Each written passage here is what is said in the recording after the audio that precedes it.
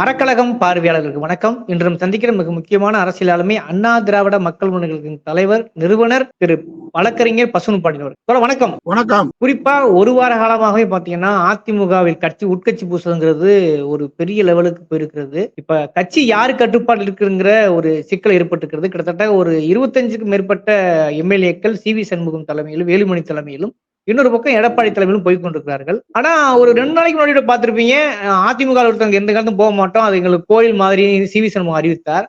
ஆனா இன்னைக்கு நிலைமை வேற மாதிரி வந்திருக்கு. குறிப்பா அதிமுக அளவும் உங்களுக்கு தான் எனக்கு தான் சொல்லி கிட்டத்தட்ட தள்ளு முள்ளு அடிவெறியெல்லாம் நிகழ்ந்திருக்கிறது. இத முதற்கட்டம் எப்படி பாக்குறீங்க? இல்ல யார் பக்கம் நியாயம் இருக்குன்னு? நியாயம் 2 பக்கமும் இல்ல. எடப்பாடி நியாயம் இல்ல, சி.வி. சண்முகத்தின் நியாயம் இல்ல. பிஜேபி கூட்டு வச்சு எப்படி நியாயம் சொல்ல முடியும்? அதனால பதவி வெறி, பதவி ஆசை, கொள்கை லட்சியம் இல்லாத ஒரு கூடாரம் இன்றைக்கு காலியாகி கொண்டிருக்கிறது. ஒரு மிகப்பெரிய அதிமுக என்ற கட்சியை 2026 சட்டமன்ற தேர்தலில் க்ளோஸ் பண்ணணும்னு சொல்லி பாஜக திட்டம், அந்த திட்டத்தை கிட்டத்தட்ட நிறைவேற்றி கொண்டிருக்கிறார்கள். யார் நிறைவேற்றுவது? வேலுமணியா எடப்பாடியா? நிறைவேற்றுவது அதிகமா நிறைவேற்று எடப்பாடி தான் சொல்லணும். வேலுமணி சி.வி. சண்முகம் ஜனகணமன பாட போறாங்க. அதாவது ஒரு இறந்து போட்டா சுடுகாட்டுல போய் நிப்பாட்டிக்கிட்டு இவனை மின்மயான தகனம் பண்றதா அல்லது புதைக்கிறதா அல்லது பெட்ரோல் ஊத்தி கொடுக்குறான்ற மாதிரி மயானத்துக்கு போயிட்டு குடிக்கிறனால சண்டை போடுற மாதிரி இப்ப அதிமுகவை அழிக்கிறதுக்கு வேலுமணி முன்னாடியா, சி.வி. சண்முகம் முன்னாடியா, எடப்பாடி பழனிசாமி முன்னாடியான்ற மாதிரி இருக்கு. தாயில்லா பிள்ளையாக அதிமுக தொண்டர்கள் இன்றைக்கு மனவேதனையோடு தண்ணீரும் கம்பளையுமா இருக்கிறார்கள். நிறைய போன் தமிழ்நாட்டில இருந்து கூட பாலக்காட்டுல இருந்து ஒருத்தர் பேசுறாரு. நல்லா குறைக்க கோர்ஸ் ஆச்சுங்க பாலக்காட்டுல, அதிமுக காப்பாத்த ஆளே இல்லையாங்க அப்படின்ற மாதிரி மிகப்பெரிய வேதனையோடு தொண்டர்கள் இருக்காங்க. இதுல நியாயம் பேச எடப்பாடி பழனிசாமி பொறுத்தளவுல யாரையுமே அவர் கட்சியில இணைக்கணும், அரவணைக்கணும், கட்சியை நடத்தணும்ன்ற எண்ணமே கிடையாது. நான் தான் பொதுச் செயலாளர், நான் தான் முதல்வர், இதை தவிர அவர்கிட்ட எந்த திட்டமும் இல்ல. அதுக்காக பிஜேபி கொண்டு போய் அவர் கட்சியை அடகு வச்சுன்னா திருப்பிக்கலாம். கட்சியை வித்துவிட்டார், சேல் அக்ரிமெண்ட் போட்டார் அமித்ஷா கிட்ட. அதனால இப்ப அமித்ஷா கிட்ட ஐயோ அப்பான்னு கட்டி பாக்குறாரு, கதறி பாக்குறாரு. அமித்ஷா காப்பாத்துற இடத்துல யாரை காப்பாத்திருக்காங்க? பிஜேபி ஒருத்தர் அகில இந்திய அளவுல நம்ம எடுத்துக்கிட்டாங்க. அவங்கள கூட்டு சேர்ந்தவங்க கூட அந்த கட்சியை அழிச்சிட்டு அந்த கட்சி தான் வரும், பாஜக தான் ஒரு மும்பையில் எடுத்துக்கோங்க, சிண்டே, இது மாதிரிதான் இப்ப இங்க அதிமுகவை பொறுத்தளவில் பாஜகவின் பிடிக்கு போயிருக்கு. அது சி.வி. சண்முகமா இருந்தாலும் சரி, எடப்பாடி பழனிசாமியா இருந்தாலும் சரி, வேலுமணியா இருந்தாலும் சரி, இவர்கள் எல்லாம் வழக்கிலே மாட்டி கோடான ஓடியை கொள்ளையடித்து பதவியில் இருக்கும் போது பல்வேறு வகையான அதிகார துஷ்பிரயோகங்களில் ஈடுபட்டு லஞ்ச பணமாக பல்லாயிரம் கோடிகளை சம்பாதித்து வெளிநாடுகளிலே பதுக்கி வைத்திருக்கிற காரணத்தால் இவர்கள் அனைவரும் பிஜேபியுடைய கைப்பாயவாக மாற்றப்பட்டு பதவி வெறிக்காக, பதவி ஆசைக்காக அதிமுக என்ற மாபெரும் எம்ஜிஆர் அவர்களால், புரட்சித்துறை அம்மா அவர்களால் கட்டிக்காக்கப்பட்ட இயக்கத்தை அழிக்க வேண்டும் இந்த தேர்தலோடு என்று பாஜக நினைத்ததை தற்போது நிறைவேற்றி கொண்டிருக்கிறார்கள் என்றுதான் வருத்தத்தோடு நான் பகிர்கிறேன். ஓகே, இப்ப அந்த அலுவலகம் இப்ப யாருக்குன்றது அங்க ஒரு அடிதடியாகி தள்ளுமுள்ளா இருக்கிறத அதை எப்படித்தான் புரிஞ்சுக்கிறது? நேற்றைக்கு தான் சி.வி. சண்முகம் சொன்னாரு, நான் புனிதமானது எங்கள் அலுவலகம், அங்கே நான் சண்டையிட மாட்டேன் என்று சொல்லிவிட்டு இது எல்லாம் அதிமுகவை அழிப்பதற்கு பிஜேபியுடைய ஒரு துரு ஆலோசனையோடு இந்த மாதிரி நடவடிக்கை ஈடுபடுகின்றார்கள். தமிழ்நாடு முழுவதும் இருக்கக்கூடிய கட்சி அலுவலகங்கள் பொதுச் செயலாளர் பேர்ல தான் இருக்கு. இன்றைக்கு பொதுச் செயலாளராக எடப்பாடி பழனிசாமி தான் திகழ்கின்றார். இவர்கள் தவறான அணுகுமுறையை சட்டத்துக்கு விரோதமாக பொதுச் செயலாளர் கட்சியை விட்டு நீக்கியாச்சுன்னா அல்லது பொதுச் செயலாளர் பதவியிலிருந்து எடுத்தாச்சுன்னா இப்ப யார் அவர் நியமிச்சிருக்காரோ அவங்களுக்கு தான் கட்சி அலுவலக உரிமை என்பதுதான் சட்டம், பைலா. ஆனா அதையெல்லாம் தூக்கி போட்டு மிதிச்சு விட்டு பொதுச் செயலாளர் பதவியில நீக்கினது செல்லாதுன்னு சொல்றாங்கன்னா அப்ப என்ன அடிப்படையில இவங்க செயல்படுறாங்கன்றது தெரியல. இவங்க எல்லாம் சேர்ந்துதான் ஓ பன்னீர்செல்வத்தை நீக்கினாங்க, இவங்க எல்லாம் சேர்ந்துதான் சசிகலாவை நீக்கினாங்க, இவங்க எல்லாம் சேர்ந்துதான் துணை பொதுச் டிடிவி தினகரன் நீக்கினார். யாரு? சி.வி. சண்முகம், வேலுமணி, தங்கமணி, அன்பழகன். இன்னைக்கு அங்க இருக்கிற செட்டு பூரா சேர்ந்துதான் இவங்களை பூரா நீக்கினது எடப்பாடி கூட சேர்ந்து செஞ்சாங்க. இப்ப இவங்களை வந்து எடப்பாடி பதவியில இருந்து எடுத்தது செல்லாதுன்னு இவங்க சொன்னா, அப்ப சசிகலா அவர்களை பொதுச்செயலாளர் இருந்து இவங்க நீக்கினது செல்லாதுல. நான் தான் பொதுச்செயலாளர் அவங்க சொல்லலாம். நான் அப்புறம் டிடி தினகரன் துணை பொதுச்செயலாளர் எடுத்தது செல்லாதுல. ஏதாவது ஒரு முடிவு கட்டுப்படணும். இது வந்து கட்சியை நடத்துறதுக்கு இல்ல, இந்த கட்சியை சின்னாபின்னம் பாக்குறதுக்கான வழிகள் அவங்களுக்கு தெரியும். இப்படி நம்ம போராடினாதான் இந்த கட்சியை வந்து அலுவலகத்தை பூட்டுவாங்க. கட்சி யாருக்கு சொந்தம்னு வரும். இவங்க ஒரு போட்டி பொதுக்குழுவை கூட்டுவாங்க. கூட்டி எடப்பாடி பழனிசாமி பொதுச் செயலாளர்னு சொல்லி இவங்க எங்க கிட்ட மெஜாரிட்டி பொதுக்குழு உறுப்பினர் இருந்துன்னு சொல்லுவாங்க. இவங்க தேர்தல் ஆணையத்துக்கு போவாங்க. இவரை வந்து இவங்க 25 பேரையும் பதவி நீக்கம் சொல்லி இவரு சபாநாயகர் செய்ய மாட்டாரு. இந்த சபாநாயகரை பார்த்தாலே தெரியுது, தாவேகாவுடைய தலைமை கழக பேச்சாளர் மாதிரி இருக்காரு. இவர் சபாநாயகரே இல்ல. ஏசிடி பிரபாகர் நடவடிக்கை இதுக்கு என்ன ஆராய்ச்சி பண்ணிட்டு இருக்காரு. எடப்பாடி பழனிசாமி என்ன தனபால வச்சு என்ன பண்ணாரோ அத வந்து, அதாவது அந்த காலத்துல தான் சொல்லுவாங்க ரொம்ப நாள் கழிச்சுதான் தண்டனை கிடைக்கும்.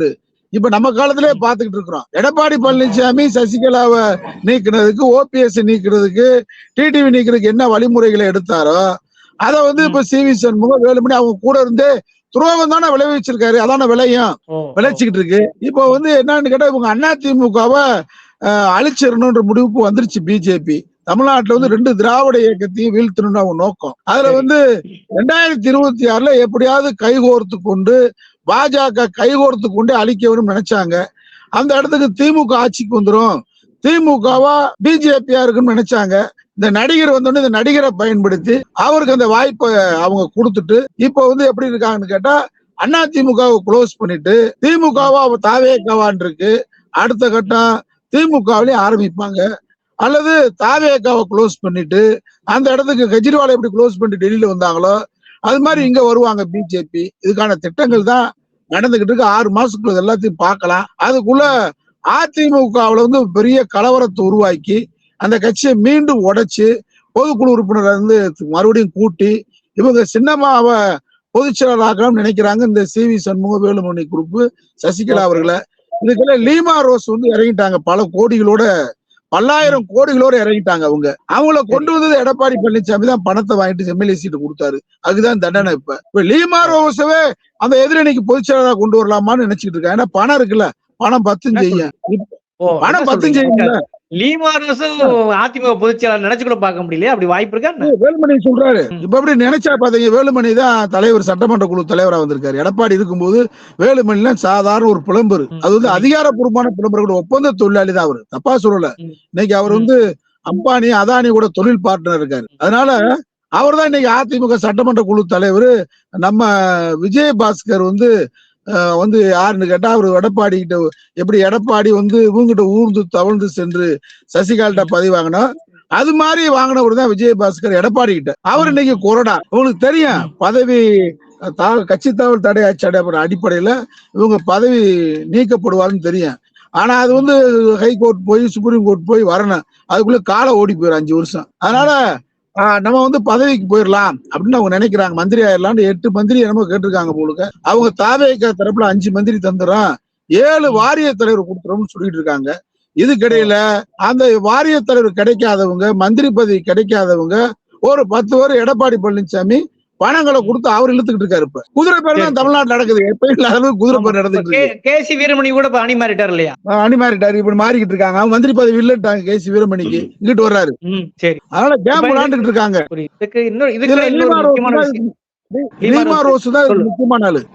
அவங்களுக்கு மந்திரி பதவி கொடுக்குற மாதிரி ஒரு திட்டம் பாருங்க. எப்படி கட்சி, அதிமுக கட்சி ஒரு லாட்டரி அதிபர் குடும்பத்துக்கு கைக்கு போய் பணத்துக்கு ஆசைப்பட்டு எடப்பாடி சீட்டை கொடுத்து. இப்ப இன்னொரு விஷயம் என்ன நடக்குதுன்னா, புரியுது. இப்ப இன்னொரு விஷயம் என்ன நடக்குதுன்னா, வழக்கம் போல் தான் ஆளுநர் தான் பல நேரங்களில் வந்து அதிமுகவை இணைச்சு வச்சது, உடச்சு வச்சுன்ற விமர்சனங்கள்லாம் கடந்த காலம் நீங்களும் பேசிருக்கீங்க. அப்படி நடந்திருக்குது. இப்ப ஆளுநர் சந்திக்க போகிறார் எடப்பாடி அவர்கள். முறைப்படி ஆக்ஷன் எடுப்பதற்கு, கொறடாவை பயன்படுத்துவதற்கு சம்பந்தப்பட்ட 25 எம்எல்ஏக்களை பதவி நீக்கம் செய்வதற்கான ஏற்பாடுகளை முன்னெடுத்து ஆளுநரை சந்திக்க போய் கொண்டிருக்கிறார் எடப்பாடி அவர்கள். இதை எப்படி பாக்க?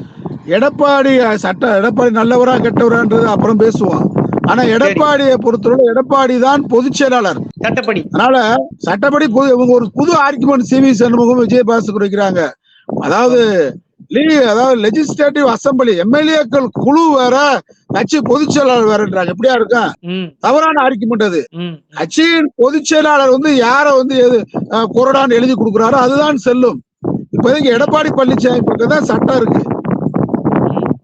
ஆனா அவர் யார சட்டமன்ற குழு தலைவர்னு சொல்றாரோ, சட்டமன்ற குழு கொறடான்னு சொல்றாரோ அதுதான் நிக்கும். அது எடப்பாடிக்கு தான் அந்த அதிகாரம் இருக்கு, கட்சியுடைய தலைவர்.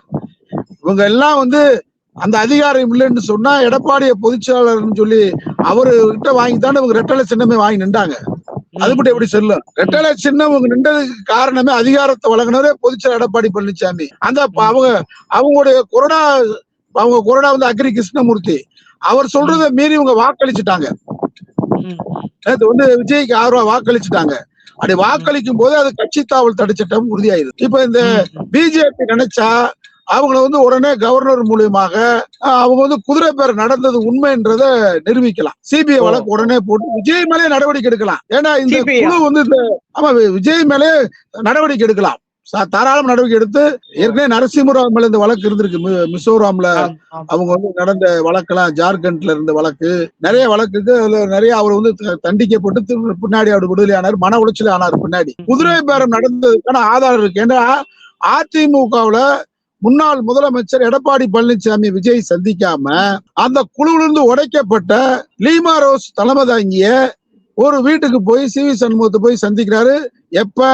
அவர் வாக்கெடுப்புக்கு முதல் நாள். அவர் ஏற்கனவே மைனாரிட்டி மந்திரி சபை தான் இருக்கு அவர்கிட்ட. அப்போ ஒரு குழுவை உடைச்சது அவர் குற்றமாறுது. உடைச்ச அந்த அணி அவர் யார போய் பார்த்தாரோ அவர் எடப்பாடி பழனிசாமியும் பார்த்திருக்கலாம் ஆதரவு கேட்டு. இதான் மாட்டிக்கிற தற்கூரி நாங்க சொல்றோம்னு கேட்ட இதான் தற்கூரித்தனம். அவரே வந்து ஆதாரப்பூர்வமா சிவி சண்முக முதலமைச்சர் ஸ்டாலினை பார்த்தது மரியாதை நிமித்தம், வைகோவை பார்த்தது மரியாதை நிமித்தம், திருமாவை பார்த்தது மரியாதை நிமித்தம். அவங்க மார்க்சிஸ்ட் அலுவலகம் இந்தியன் யூனியன் முஸ்லீம் லீக் போனது அவங்க ஆதரவு கொடுத்ததுக்கு நன்றி தெரிவிச்சு போறாரு. சிவி சண்முகத்தை வாக்கெடுப்புக்கு முதல் நாள் ஒரு முதலமைச்சர் போய் சந்திக்கிறாரு. அழகா உதயநிதி சொன்னது மாதிரி அந்த படம் சொன்னாரு சோபா போறதுக்கு, அந்த படத்துல மாதிரி சோபா போகுது. ஏன் முதலமைச்சர் சிவி சண்முகத்துல சோபாவே இல்லையா? மந்திரி பதவி உங்களுக்கு கொடுத்தாலும் அது வந்து பணத்துக்கு பொழுதாக லஞ்சம் தானே. கட்சி தாவல் தடை சட்டத்துக்கு உறுதியா எடப்பாடி பழனிசாமி எழுதி கொடுத்தால் அதுதான் சபாநாயகர் அதை அறிவிக்க மாட்டார், நமக்கு தெரியும். ஆனா அவங்க ஹைகோர்ட் சுப்ரீம் கோர்ட் போனா இவங்க பதவி நிக்காது, அது நாளாகும். நம்மளோட கோர்ட் நடைமுறையில வந்து நாளாகும். அதனாலதான் அவங்க வந்து 5 வருஷம் இழுத்துடலாம், மந்திரி பதவி அனுபவிச்சிடலாம் நினைக்கிறாங்க. ஆனா இத பிஜேபி வேடிக்கை பாக்குது. உண்மையிலே கவர்னர் வந்து இப்ப வந்து கூப்பிட்டு இந்த 22 பேர் போட்டு போடக்கூடாதுன்னு சொல்லலாம். ஏன்னு கேட்டா அவங்க வந்து குதிரை பேரத்துக்கு ஆளாயிருக்கிறது ப்ரூஃப் ஆயிருக்கு. அதே மாதிரி காமராஜர் டிடிவி தினகரன் கட்சி எம்எல்ஏவும் கட்சி தாவல் தடை பதவி நீக்கம் செய்யப்படலாம். உடனே செய்யப்பட வேண்டியவர் அங்கிருந்து வெளியே வந்து திரும்ப இல்லைன்னு டிடிவி சொல்லிட்டு திரும்ப வந்து எனக்கு பாதுகாப்பு சட்டமன்றத்துல பேசுறாரு. அவரை பாதுகாக்கிறாங்க. அப்ப அவர் எதுக்காக அணி மாறினாரு? அப்ப எல்லாமே குதிரை பேரம் தான். இந்த குதிரை பேரத்தை இந்த ஆட்சியை தக்க வைக்க குதிரை பேரம் நடத்திய விஜய் மேலதான் உடனே நடவடிக்கை எடுக்கணும். ஆளுநர் எடுக்க பரிந்துரை செய்யணும். இந்த சட்டமன்றத்தை சஸ்பெண்ட் பண்ணி வைக்கலாம். இந்த ஆளுநர் வந்து செய்யணும். ஜனாதிபதி மூலமா பேசி ஆளுநர் செய்வாருன்னு சொல்றீங்க, சட்டப்படி அதான் சரின்னு சொல்றீங்க. ஆனா அம்மா மாத இதழும் கூட சிவி சண்முகம் கைக்கு வந்து விட்டது. அதனால என்னமோ தெரியல, சிவி சண்முகம் மேல சாணி அடிக்க, சிவி சண்முகத்தை போஸ்டர்ல சாணி அடிக்கிறது இது வந்து அடிதடியா மாறிக்கிட்டு இருக்கு இல்லையா? அது சரியா? இப்ப அம்மா இதுல எந்த சட்ட அடிப்படையில வந்து இவங்க கைக்கு போனதுன்னு ஒரு கேள்வி இருக்கு இல்லையா? யார் கை ஓங்குறத யோசிக்கும் போது சிவி சண்முகம் தெரியுது. இல்ல அம்மா நாளிதழ், அம்மா அந்த ஜே நியூஸ் எல்லாம் வந்து ஜே நியூஸ்க்கு அவங்க தம்பி வேலுமணி தம்பி தான் பொறுப்பாளர். அம்மா நாளிதெல்லாம் வந்து அவங்க கண்ட்ரோல்ல ஏற்கனவே ஒன்னா இருந்ததுனால அவங்க கிட்ட சில பொறுப்புகளை எடப்பாடி பழனிசாமி கொடுத்து வச்சு விட்டாரு. அதனால அவங்க கையில எடுத்துக்கிட்டாங்க. அது சட்டப்படி நாளைக்கு வழக்குக்கு போனா நிக்காது, அதுவும் நிக்காது. சிவி சண்முகம் கை ஓங்குற மாதிரி இல்ல. முதலமைச்சர் வந்து தனக்கு ஆதரவாக இந்த 22 மைனாரிட்டி மந்திரி சபையை முழு மந்திரி சபையை ஆத்திரக்காக அவர் பல சலுகைகளை பண்ணி அவங்களுக்கு ஒத்துழைப்பு காவல்துறை மூலமாக ஒத்துழைப்பு கொடுக்கிறாரு. ஆனா தொண்டர்கள் மத்தியில எனக்கு தெரிஞ்சு எடப்பாடி பழனிசாமிக்கு தான் ஆதரவு இருக்கு, இந்த துரோகிகளுக்கு ஆதரவு இல்ல. வேலுமணி இவங்க சொல்ற குற்றச்சாட்டு கூட ஏத்துக்கிற முடியாது. திமுக அண்ணா திமுகவோட கூட்டணி வச்சு எடப்பாடி பழனிசாமி முதலமைச்சராக முயற்சி பண்ணாரு சொல்றாரு. செய்தி நடந்தது உண்மை. பிஜேபியோட திமுக அது மட்டும் இல்ல, எடப்பாடிக்கு வந்து திமுக தான் உதவி செய்து வில்சன் போன்ற வழக்கறிஞர்கள் உதவி சட்ட உதவி செய்வதாகவும் தகவல் வெளியாது. அது என்ன தப்பு? நான் என்ன சொல்றேன், முட்டாப்பே தான் பேசுறான். திமுக அண்ணா திமுக ஒன்னாகக்கூடாதுன்னு சொல்லி எம்ஜிஆரும் கலைஞருமே உட்கார்ந்து பேசினாங்க. பிஜி பட்நாயக் உட்கார்ந்து வந்து பேசினாரு, பரூக் மராயக்கர் உட்கார்ந்து பேசினாரு. கடைசியில ஒரு சின்ன நெருடல்ல தான் அது இணைப்பு இல்லாம போச்சு. எம்ஜிஆர் திமுக பொருளாளர் இருந்தவர் தானே. எம்ஜிஆர் வளர்த்த இயக்கம் திமுக வளர்த்தது எம்ஜிஆர் தானே. உங்களுக்கு பிஜேபி மாதிரி மோசமான கட்சி இல்லையே. வர்ணாசிரமத்தை கொண்டு வர கட்சி இல்லையே, சனாதனத்தை கொண்டு வர கட்சி கிடையாது அதிமுக திமுக. சனாதனத்தோட போய் சேர்ந்துச்சு. அப்படி பார்த்தா திமுகவும் பாஜக கூட்டணியில் இருந்த கட்சி தான் இல்லையா, அதிமுகவும் பிஜேபி இருந்த கட்சி தான். ஆனா ரெண்டு கட்சியும் சேர்ந்ததுக்கு வித்தியாசம் இருக்கு. இன்னைக்கு RSS உடைய அஜெண்டாவை நிறைவேற்றும் போது திமுக சரியா கொள்கையில் நின்றுச்சு. அன்னைக்கு வாஜ்பாய் என்ற ஒரு மென்மையான தலைவர் இருந்தாரு, மினிமம் ப்ரோக்ராம் போட்டு கலைஞர் சேர்ந்தாரு. இப்ப நீங்க சேர்ந்தது எப்படின்னு கேட்டா, சனாதனத்தை RSS அஜெண்டாவை மனிதர்களை பிரிக்கின்ற சனாதனத்தை கொண்டு வரும்போது சேர்ந்ததுதான் நம்ம எதிர்க்கிறோம். அதனால திமுக அதிமுக ஒன்னும் பெரிய வித்தியாசமான கூட்டணி கிடையாது. பாஜக கூட மோசமான கட்சி திமுகவோ அதிமுகவோ இல்ல. இவங்க சுயநலத்துக்காக பேசுறாங்க. நீங்க பாண்டிச்சேரியில போய் CV சண்முகம் வேலுமணி எல்லாம் உட்கார்ந்து இருந்தாங்கல்ல, அப்ப அவங்களுக்கு தெரியும்ல எடப்பாடி பழனிசாமி திமுகவோட பேசிட்டு இருக்காருன்னு தெரியுமா தெரியாதா? ஏன் நடிக்கிறாங்க? எடப்பாடி பழனிசாமி முதலமைச்சர் எப்படி ஆயிட்டாராங்க, திமுக வெளியே இருந்து ஆதரிச்சு அவர் வந்துட்டா நம்ம எல்லாம் மந்திரி ஆயிரும் அமைதியா இருந்தாங்க. ஏன் ஒரு நாள் அமைதியா இருந்தாங்க? இன்னைக்கு கொள்கை சிங்க மாதிரி பேசக்கூடாது. அப்புறம் திருமாவளவனை முதலமைச்சரா போடுவோம் அப்படின்னு சொல்லும்போது எடப்பாடி செஞ்ச தப்பு. காலையில அதை ஒத்துக்கிட்டு இருந்தா இவங்களுக்கு தெரியும் அந்த விஷயம் எல்லாம், வேலுமணிக்கு தெரியும், CV சண்முகத்துக்கு தெரியும். திமுக ஒரு கட்டத்துக்கு என்ன பண்ணாங்க, மக்கள் மத்தியில தொண்டர்கள் மத்தியில திமுக அதிமுக கூட்டணி சேர்ந்தா சரியா இருக்காது, பொதுவான திருமாவளவனை முதலமைச்சரா போட்டு துணை முதல்வர் எடப்பாடி பழனிசாமி மத்த மந்திரி சபையில நீங்க இருந்துக்கிறீங்க, சபாநாயகர் மட்டும் திமுக யாராவது ஒரு ஆள் இருக்கட்டும். என்னைய கேட்ட அந்த தாவேகா தற்கூரியை விட 10 நாள் நாடு அல்லோலப்பட்டுக்கிட்டு இருக்கு. இன்னும் அல்லோலப்பட போகுது. அதாவது வேற யாரு வேணாலும் ஆண்டலாம். நீங்க எந்த ஃபைலு எதுவுமே தெரியாத தற்கூரி நாட்டுல உட்கார்ந்து இருக்கு. இதுக்கு திமுக அதிமுகவே இருந்திருக்கலாம். மக்களே பேசுறாங்க, யாரு மக்கள் விரோதமா நினைக்க மாட்டாங்க. தற்கூரிக்கு இப்பதான் அவங்க இருந்திருக்கலாம். ரெண்டுமே ஒரு அம்மாலாம் எனக்கு பேசுறாங்க போன்ல, ரெண்டு கட்சியினாலதாங்க சமூக நீதி நிலைநிறுத்தப்பட்டது. இன்னைக்கு பல்வேறு குடும்பங்கள் 3 தலைமுறையா சாப்பிடும்னு சொன்னா திமுக தான் அடிப்படை, அதிமுகவும் அதுக்கு அடிப்படையா இருந்துச்சு. 11 மருத்துவக் கல்லூரி எடப்பாடி கொண்டு வரலையா? அரசு பள்ளியில படிக்கிற பிள்ளைகளை 7.5% கொண்டு வரலையா? ஜெயலலிதா 69% இடஒதுக்கீடு பாதுகாக்க போராடலையா? கேட்கிறாங்க பொதுமக்கள். திமுக ஒரு 100 ஆண்டுகள் போராடி இயக்கம். அதிமுக வந்ததுக்கு பின்னாடி அவங்களும் திமுக அளவுக்கு போராடி இருக்கிறாங்க. இந்த 2 இயக்கத்தை தவிர தற்கூரி உட்கார்ந்துட்டாங்களேன்னு வேதனை போடுறாங்க. அதனால எடப்பாடி கைக்கு கட்சி போகும்னு ஓரளவுக்கு சட்டப்படி எடுத்துக்கலாமா? ஏன்னா வில்சன் கட்சி இருக்கு, எடப்பாடி கையில தான் இப்ப கட்சி இருக்கு. பல அடக்குமுறையில சந்தித்த எடப்பாடி, பல கிரிமினல்களை பார்க்கக்கூடிய எடப்பாடி தான் OPS விரட்டி விட்டு, ஒருங்கிணைப்பாளர் எடுத்துட்டு, சின்னமாவை பொதுச்செயலாளர் எடுத்துட்டு, டிடிவியை விரட்டிட்டு, எல்லாத்தையும் முடிச்சுட்டு இன்னைக்கு அதிமுகவை CV சண்முகம் வேலுமணியும் விரட்டி அடிப்பார். ஏன்னா அவர்கிட்ட எல்லாமே இருக்கு, பணமும் இருக்கு, அவர் கையில அதிகாரம் இருக்கு. பொதுச்செயலாளர் எல்லாம் தேர்ந்தெடுத்து வச்சுட்டாங்க. இது சுயநல பேர் வழிய. நாங்க தாவேக்காக போனோம்னு சொன்னா நம்ம கட்சியை வளர்க்கலாம்ன்றாங்களே, திமுக கூட சேர்ந்து கட்சியை வளர்க்க முடியாது எடப்பாடி. ஆனா தாவேக்கா கூட போய் நீங்க 10 மந்திரி பதவி வாங்கி எப்படி கட்சியை காப்பாத்துவீங்க? எடப்பாடி எடுத்த முடிவு என்ன? எங்க போனாலும் முதலமைச்சர், அப்பதானே கட்சியை நாளைக்கு டெவலப் பண்ண முடியும். திருமாவுக்கு கூட அவர் என்ன பண்ணிட்டாரு, அப்புறம் கடைசியா சாயந்தரம் யோசித்து அவரே இது கூட இருக்கட்டும் வந்தாரு. அதுக்குள்ளே முடிஞ்சு போச்சு. எடப்பாடி காலம் கடந்து வந்தாரு. இப்ப எப்படி பார்த்தாலும் இந்த CV சண்முகம் குரூப் பொதுமக்களால், வேலுமணி குரூப் பொதுமக்களால், அதிமுக தொண்டர்களால் அவங்க நிராகரிக்கப்பட்டிருக்காங்க. எடப்பாடி பழனிசாமிக்கு தான் சட்டப்படியான எல்லா ஆதரவு நிலையும் இருக்கு. பிஜேபி என்ன நினைக்குதோ தெரியல, உங்களை முடிச்சு விட நினைக்குது பிஜேபி. அதனால பிஜேபியில யார கையில எடுக்குதோ அவங்கதான் இப்போதைக்கு வெற்றி முகத்தை கை காட்ட முடியும். சட்டப்படி எடப்பாடிக்கு எல்லாமே இருக்கு. ஓகே, நீங்க ஒரு அரசியல் விமர்சகர் மட்டும் இல்ல, ஒரு வழக்கறிஞராகவும் நடந்த விஷயங்களை சொல்லியிருக்கீங்க. அதை அப்படியே மக்கள் பார்வைக்கு விட்டு விடுகிறேன். இந்த விவாத சொல்ல அறக்கலத்துக்கு நேரம் ஒதுக்கி நன்றி.